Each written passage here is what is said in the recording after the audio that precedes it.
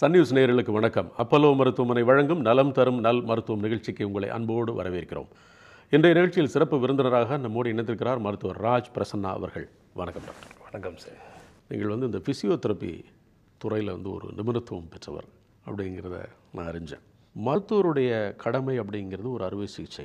அந்த அறுவை சிகிச்சையினுடைய வெற்றி அப்படிங்கிறது இந்த போஸ்ட் ஆப்ரேட்டிவ் கேர் அப்படின்னு சொல்லக்கூடிய அறுவை சிகிச்சைக்கு பிந்திய நிலையில் தொடரக்கூடிய ட்ரீட்மெண்ட்டை பொறுத்தும் அது இருக்குது. ஒரு டாக்டர் அதை மானிட்டர் பண்ணாலும் அதை கையாள வேண்டிய ஃபிசியோதெரபிஸ்ட்டு, அது மூளையில் சர்ஜரி பண்ணவங்களாக இருக்கட்டும், வாதத்துக்கு சர்ஜரி பண்ணவங்களாக இருக்கட்டும், நியூரோ சர்ஜரியாக இருக்கட்டும், இது எல்லாத்துலேயுமே ஃபிசியோதெரப்பி அப்படிங்கிறது ஒரு மிகுந்த பங்கு வகிக்குது. இந்த ஃபிசியோதெரப்பிங்கிறது தேவை, அதெல்லாம் நமக்கு புரிஞ்சாலும் கூட பல நேரங்களில் அது ஒரு வலி மிகுந்த சிகிச்சையாக பார்க்கப்படுது.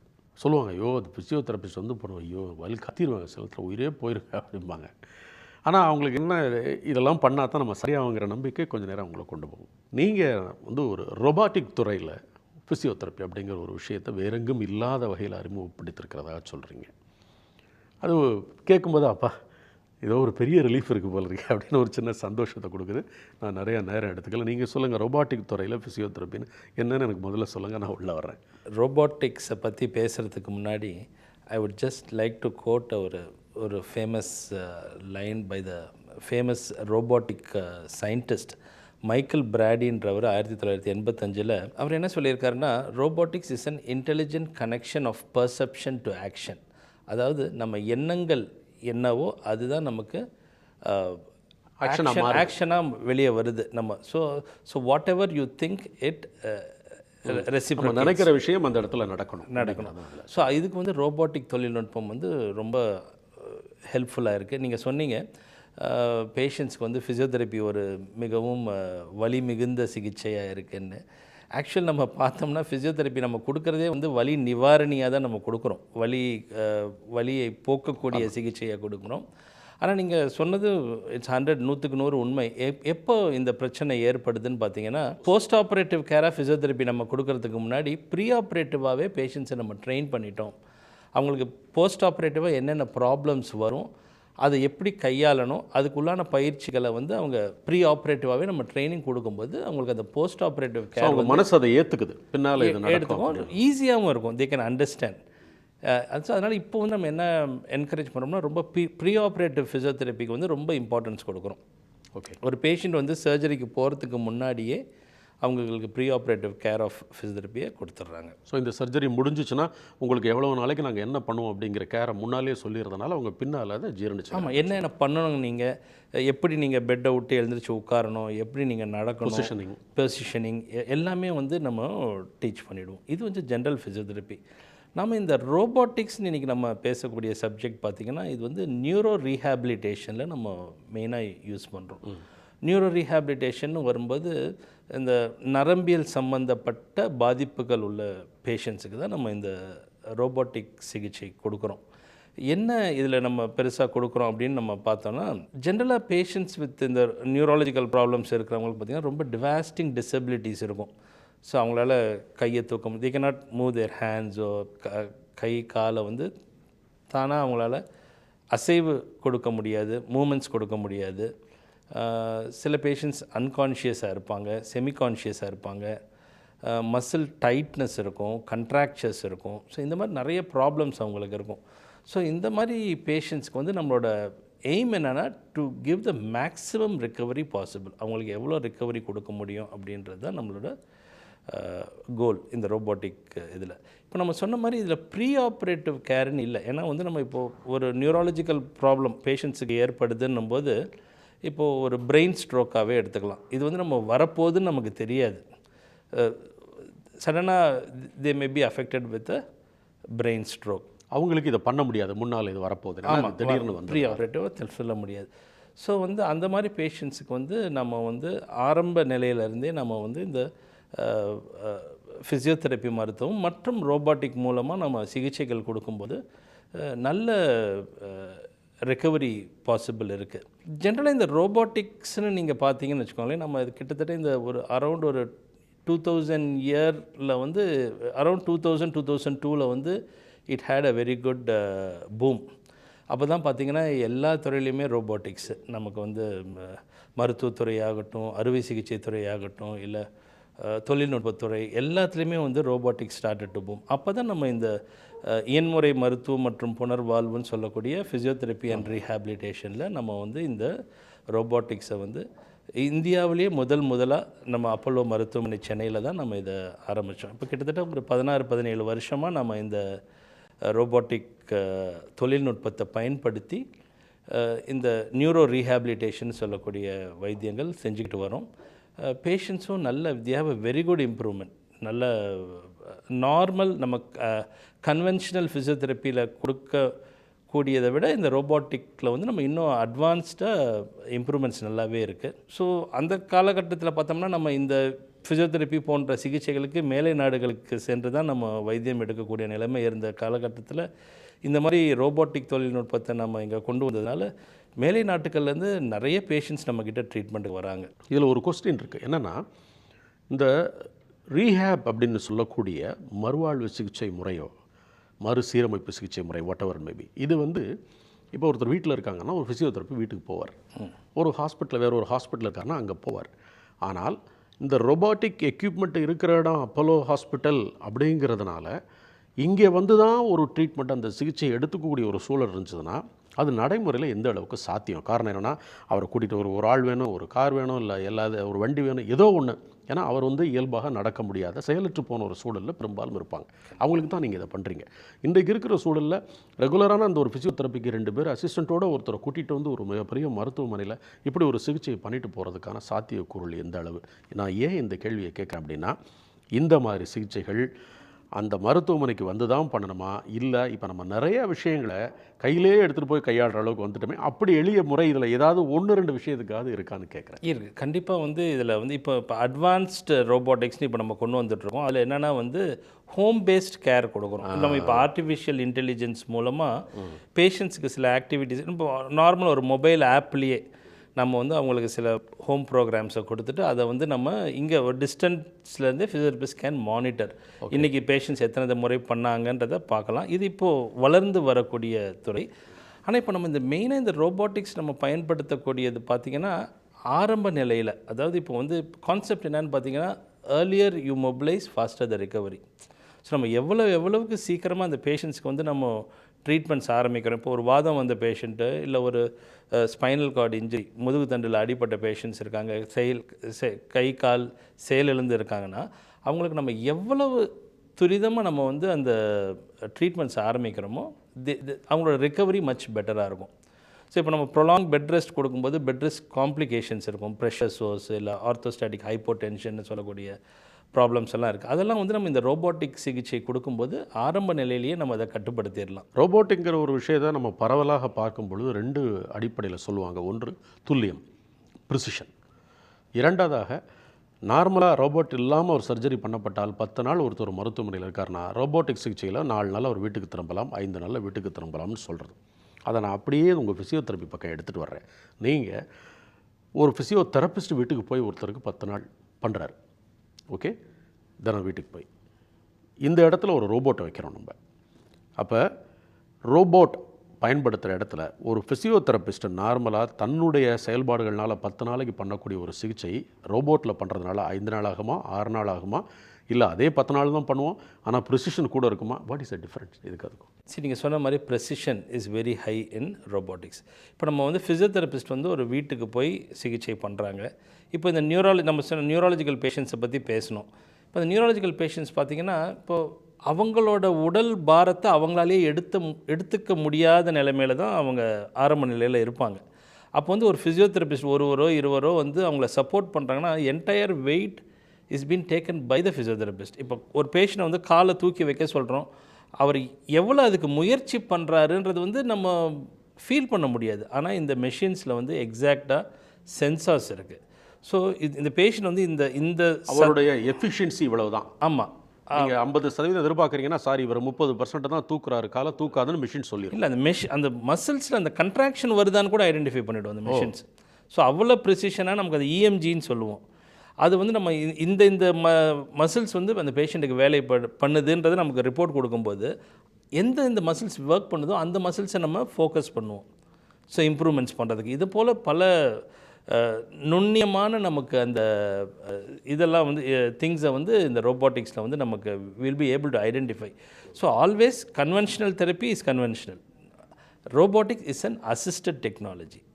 நம்ம கன்வென்ஷனலோட அதே ஃபிசியோதெரபிஸ்ட் தான் இந்த ரோபோட்டிக்கும் பயன்படுத்த போகிறாங்க. So they are only going to do it. ஆனால் என்ன ஆகுனா இப்போ வந்து ஒரு அதிகமான பாரங்கள் வந்து ஃபிசியோதெரபிஸ்ட் மேலே வரணும், அவங்களால ஃபுல் ஃப்ளெஜ்டாக பண்ண முடியாது. They are also prone for internal injury. They can develop spinal cord injury, இது பேக் பெயின், அந்த மாதிரிலாம் நிறைய ப்ராப்ளம்ஸ் வரக்கூடிய பாதிப்புகள் இருக்குது. இது மட்டும் இல்லாமல் பேஷண்ட்ஸை வந்து நம்ம வந்து ப்ரொலாங் பெட் ரெஸ்ட்டில் இருக்க பேஷண்ட்டை வந்து அவங்களுக்கு ஏற்கனவே எலும்பெல்லாம் வீக்காக இருக்கும். நம்ம நீங்கள் வீட்டில் போய் நீங்கள் சொல்கிற மாதிரி சிகிச்சைகள் கொடுக்க முடியும், அவங்களுக்கு எலும்பு முறிவு போன்ற சில பிரச்சனைகள் ஏற்படுறதுக்கும் பாதிப்புகள் இருக்குது. ஸோ அதெல்லாமே இந்த ரோபோட்டிக் முறையில் வந்து கம்மி ஆகிடுது. ஸோ வந்து பேஷண்ட் வந்து கிராஜுவலாக லோட் பண்ணலாம். ஸோ இது வந்து டோட்டலி சஸ்பெண்டட் மாதிரி, அது அவங்களோட என்டையர் பாடி வெயிட்டை வந்து மெஷின் எடுத்துக்கும். பேஷண்ட்டால் எவ்வளோ முடியறதோ அவ்வளோதான் அதில் வந்து லோட் பண்ணும். ஸோ அதே மாதிரி ஒவ்வொரு சின்ன சின்ன இம்ப்ரூவ்மெண்ட்ஸும் வந்து நமக்கு வந்து we will be able to feel it. Most of the stroke patients பார்த்திங்கன்னா அவங்களுக்கு பேச்சு கூட பாதிப்பு இருக்கும். ஸோ அந்த மாதிரி பேஷண்ட்ஸ்க்கெல்லாம் இந்த ரோபோட்டிக் சிகிச்சை வந்து ரொம்ப உதவிகரமாக இருக்குது. சரி டாக்டர், ரோபோட்டிக் சிகிச்சையை நான் அதனுடைய பலன் என்னென்னு வேறு மாதிரி கேட்குறேன். அதாவது நீங்கள் முதல்ல சொல்லிட்டீங்க, இந்த மாதிரி மூளை தொடர்பான, நரம்பு தொடர்பான, நியூரோ தொடர்பான சிகிச்சைகள்னு ஒரு பக்கம் விட்டுட்டீங்க. அது மேஜர் ஏரியா. அதை தாண்டி சின்ன சின்ன ஏரியா இருக்குது. உதாரணமாக வயதானவர்கள், மூட்டு தேய்மானம். டாக்டரை போனால் அவங்க தமிழில் சொல்லுவாங்க, கரண்ட் வச்சுக்கிற சொன்னார் 5 நாள் அப்படிம்பாங்க. வீட்டுக்கு ஒரு மிஷின் எடுத்து துவைப்பாங்க, அது இவங்க அங்கே போவாங்க. ஸோ இந்த மாதிரியான பிரச்சனைகள் அப்படிங்கிறது ரொம்ப பரவல். நீங்கள் இன்றைக்கி ஒரு 100 பேரை பார்த்தீங்கன்னா 70 பேருக்கு மேலே மூட்டு தேய்மானம், வலி, சர்ஜரிக்கு போக விரும்பலை, என் வயசுக்கு என்ன ஆகுன்னு தெரியலங்கிற ஒரு பயத்தோடு இருக்கிறவங்க இருக்காங்க. ஸோ ரோபோட் அப்படிங்கிற ஒரு விஷயம் இவர்களுக்கு மாதிரி உள்ளவங்களுக்கும் பயன்படக்கூடிய அளவில் நம்ம இப்போ இருக்கோமா, இல்லை நாளை கழித்து அது வருமா? சரி, இப்போ அந்த மூட்டு பலகீனம் ஏற்பட்டு வலி ஏற்படக்கூடிய பேஷண்ட்ஸ்க்கெலாம் பார்த்திங்கன்னா நம்ம வீட்டில் வந்து வேறு வகையான சிகிச்சைகள் கொடுக்குறோம். அப்போ வந்து லேசர் இல்லை அல்ட்ராசவுண்டு இல்லை ஐஎஃப்டி போன்ற பல வலி நிவாரணிகள் வந்து ஃபிசியோதெரப்பியில் நம்ம வந்து கொடுத்துட்டு வந்துட்டுருக்குறோம். இந்த ரோபோட்டிக்ஸ்ன்றது எதுனா வந்து அது இம்ப்ரூவ்மெண்ட்ஸ், அந்த ஒரு நியூரோ ப்ராப்ளம் ஏற்பட்டு அதை இம்ப்ரூவ் பண்ணுறோம் இல்லையா, அந்த பேஷண்ட்ஸுக்கு ஏற்படக்கூடிய மூட்டு வலியையோ மற்றதையோ வந்து இந்த ரோபோட்டிக் டிவைசஸ் வந்து கண்ட்ரோல் பண்ணும். ஓகே. ஏன்னா அவங்களுக்கு ஃபுல் லோடிங்கை கொடுக்காது. அவங்களால எவ்வளோ பயன்படுத்த முடியுமோ அதுக்கு ஏற்ற மாதிரி அளவுக்கு லோடிங் கொடுத்து வேறு எதுவும் இன்ஜுரி இல்லாமல் அவங்களுக்கு கரெக்டாக நம்ம ட்ரீட்மெண்ட் கொடுக்கறதுக்கு இந்த ரோபோட்டிக் சிகிச்சைகள் மிக உதவிகரமாக இருக்கும். ரோபோட் அப்படிங்கிற ஒரு விஷயம் சர்ஜரியில் பயன்படுத்தப்படுறதுக்கும் இதில் பயன்படுத்தப்படுறதுக்கும் என்ன வித்தியாசம்? அதாவது மருத்துவர் அங்கே கையாளுறாரு, இங்கே ஒரு ஃபிசியோதெரபிஸ்ட் தான் கையாளுறாங்க. ஸோ ரோபோட்டினுடைய செயல்பாடுங்கிறது ஒரு மனித மூளையினால தான் கட்டுப்படுத்தப்படுது, அதில் மாற்று கருத்து இல்லை. ஆனால் ஒரு ரோபோட்டிக் சிகிச்சை அறுவை சிகிச்சை பண்ண ஒருத்தர், ஓகே இவருக்கு ரோபோட்டிக்கில் பண்ணியிருக்காங்க அப்படிங்கிற ஒருத்தருக்கு ரோபோட்டிக்ஸ் அதுக்கப்புறம் ஃபிசியோதெரப்பி அப்படிங்கிறது மிக பொருத்தமான விஷயமா இருக்குமா, இல்லை சர்ஜரி அறுவை சிகிச்சைங்கிறது ரோபோட்டில் பண்ணாலும் எதில் பண்ணாலும் அதை பற்றி கவலை இல்லை, ஆனால் போஸ்ட் ஆப்ரேட்டிவ் கேர்னு சொல்லக்கூடிய அறுவை சிகிச்சைக்கு பிந்தைய சிகிச்சைங்கிறது இந்த ரோபோட் எல்லாத்துக்கும் சரியாக இருக்கும், அதில் தான் பண்ணணுங்கிற ஒரு பெரிய அட்வான்டேஜ் இல்லைன்னு எடுத்துக்கலாமா? அப்படி எதுவும் இல்லை சார் இது. ஸோ நீங்கள் சொன்ன மாதிரி எல்லாமே ப்ரெசிஷன் தான்.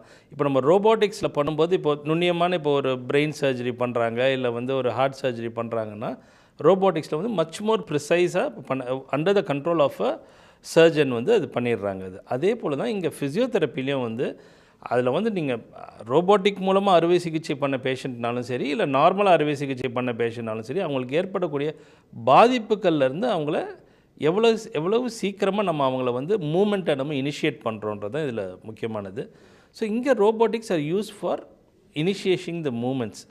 இப்போ ஸ்டடீஸ் என்ன காமிக்குதுன்னு பார்த்தீங்கன்னா, ஒரு மூளை பாதிப்பு ஏற்பட்ட பேஷண்ட்டுக்கு வந்து செயல் இழந்து போகிறத வந்து அவங்களுக்கு வந்து இப்போ அந்த காலத்தில் என்ன பண்ணுவாங்கன்னா, ஒரு பக்கம் செயல் இழந்துடுச்சுன்னா அந்த பக்கத்தை விட்டுட்டு அடுத்த பக்கத்தை வந்து ட்ரெயின் பண்ணுவாங்க.